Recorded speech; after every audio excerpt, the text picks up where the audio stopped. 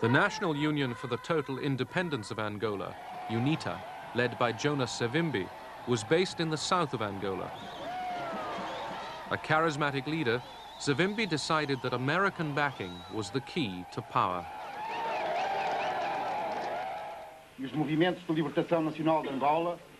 At Alvor in Portugal, the three rival groups got together. They agreed on arrangements for independence and elections. The United States scotched that, absolutely. Our solution was the CIA, without approval from the National Security Council, delivered $300,000 to Holden Roberto and ordered him to send his people into northern Angola. We weren't worried about receiving American aid. We knew that the Soviet Union was supporting the MPLA, and we had no possibility of countering that. Secretly channeled through Zaire, American money helped pay for Roberto's war on the MPLA. His side was always the bloodiest, the most violent. They went down and promptly killed 15 MPLA political activists. And from that time on, it was all cast, you know, the fate of Angola was cast, it was written in blood.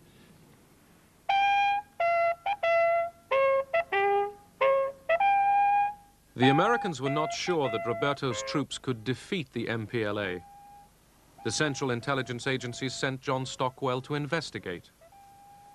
Roberto said he had 30,000. I had trouble counting 30. Badly armed, disorganized, kind of rabble kind of troops. And he was a cocktail party cowboy. He'd spent his whole career politicking in Kinshasa.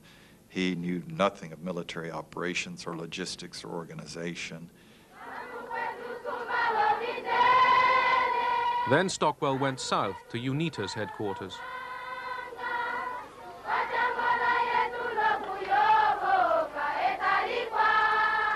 Stockwell met UNITA's leader, Jonas Savimbi. I found a different kind of revolutionary. He'd spent the entire time inside Angola, 20 years. He had led the guerrilla fighting himself. Whatever the consequences, whatever the results, we will continue to fight because we don't want to be slaves of Russia in Angola, in our own country. America was now backing 2 of the 3 independence movements.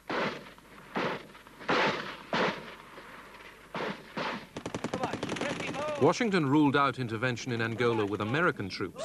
Instead, it turned, secretly, to South Africa. The United States, at the highest level, requested assistance, or rather requested South Africa to go in and assist UNITA. We did maintain a position of disapproval of apartheid.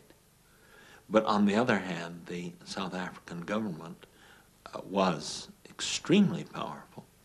Suid-Afrika was in 'n posisie van isolasie. South Africa was isolated. Although it was done secretly, it was good for South Africa to be cooperating with a big force like the USA, even though it was clandestine. There were many people in policy-making positions in the Department of State who were essentially willing to have a funny, ambiguous relationship with South Africa. The focus was on Soviet penetration and the possibility of the Soviet Union using unstable situations in Africa to benefit itself, to take root and foment trouble. They were afraid of the MPLA. They called us communists. The South Africans were terrified of the MPLA. They didn't have that terror of the FNLA or UNITA. They were allies. They didn't like the MPLA because the MPLA declared itself against apartheid.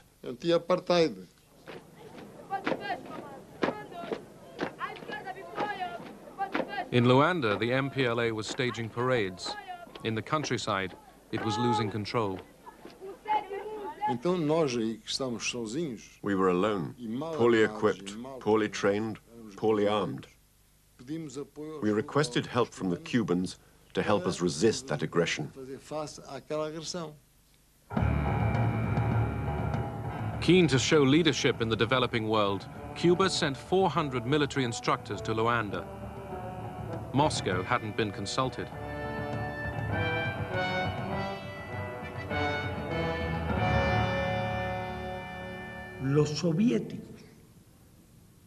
The Soviets knew absolutely nothing about it. We took the decision because of our long-standing relations over many years with NATO and with the independence movement in Angola. We're very unhappy. I mean, obviously, we had no desire to see Fidel Castro extend his influence in the African continent. Our government in Washington perceived Fidel Castro as a Soviet proxy.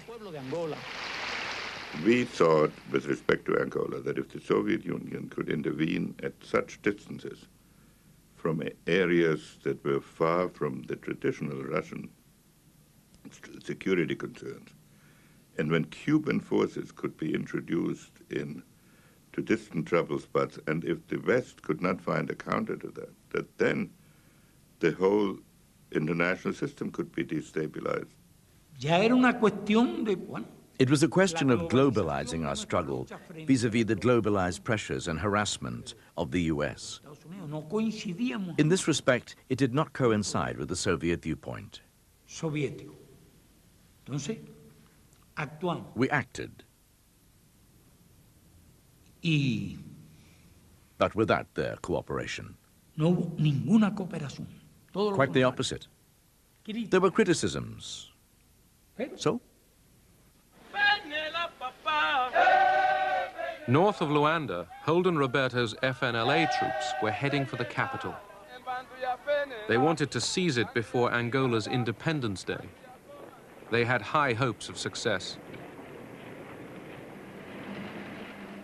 We actually had a celebration party in the CI headquarters in Washington. We expected the news by the end of the day that we would have captured Luanda. Led by Cubans, the MPLA troops halted Roberto's advance.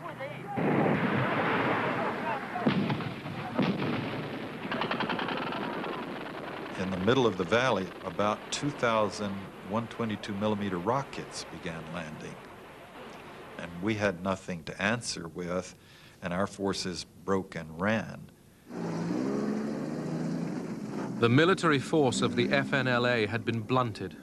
America's ally was in trouble. A bigger challenge now faced the MPLA.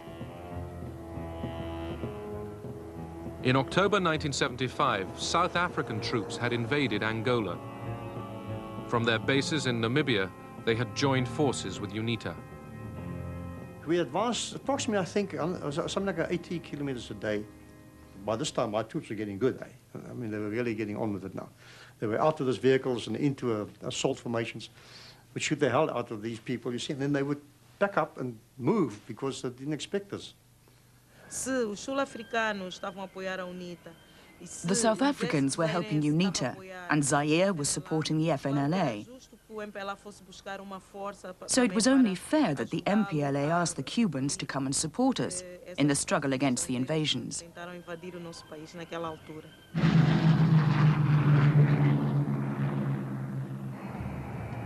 Just 2 days before independence, thousands of Cuban combat troops began arriving in Luanda.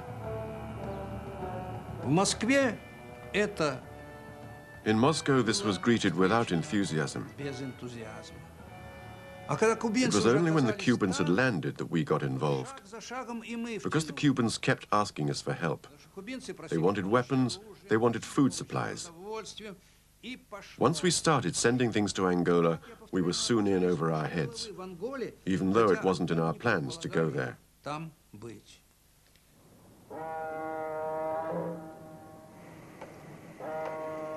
Moscow began shipping hundreds of tons of arms, tanks and missiles direct to Luanda.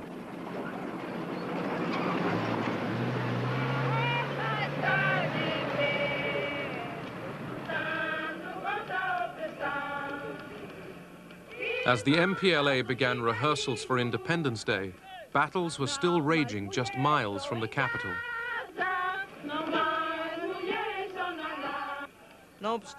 In spite of that, it was important for us to proclaim independence, and we did so.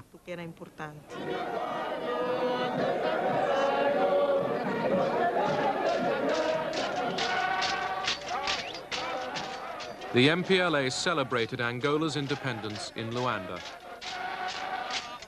Its enemies had failed to take the capital.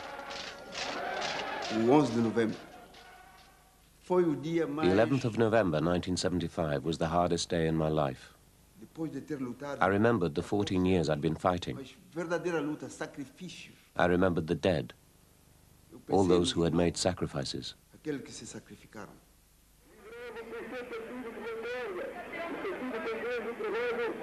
Agostinho Neto greets the Soviet ambassador.